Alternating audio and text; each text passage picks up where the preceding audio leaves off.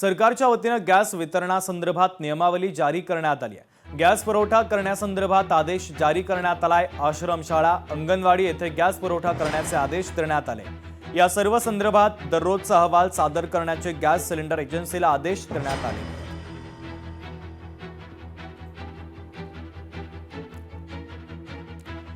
America आणि Israel Iran युद्ध अजून काही दिवस संपण्याची चिन्ह नाहीये। या युद्धाच्या झळा भारतीय नागरिकांना जाणवत आहे।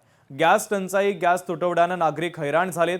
त्यांना भर उन्हात सिलेंडरसाठी लांबच लांब रांगेमध्ये उभं राहण्याची वेळ आली आहे। या युद्धामुळे हॉटेल, रेस्टॉरंट आणि वाहतूक व्यवस्था बाधित झाली आहे। मुलं, वृद्ध आणि महिलांसह सर्व लोक गॅस सिलेंडरसाठी बनवण करताना दिसतात।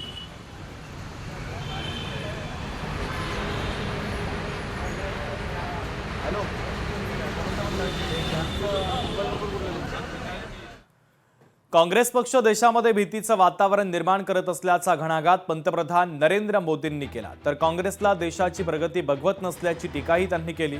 पंतप्रधान मोदींनी काँग्रेसनं सरकारवर केलेल्या टीकेला उत्तर देताना काँग्रेसवर जोरदार हल्लाबोल केला।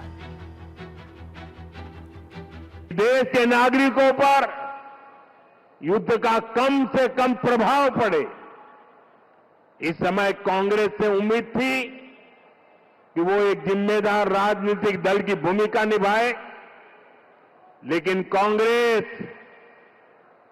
देश हित के इस महत्वपूर्ण काम में भी फिर एक बार फेल हो गई। पंतप्रधान मोदींनी काँग्रेसवर टीका केल्यानंतर आता मुख्यमंत्री देवेंद्र फडणवीसांनी देखील काँग्रेसवर जोरदार हल्लाबोल केला। काँग्रेस लोकांमध्ये अफवा पसरवत असल्याचं त्यांनी म्हटलं, तर देशात घरगुती गॅसचा तुटवडा नसल्याची माहिती त्यांनी दिली आहे। केंद्र सरकारने, गॅस कंपन्यांनी, सचिवांनी स्पष्टपणे सांगितलेलं आहे, घरगुती गॅसचं कुठेही संकट नाही।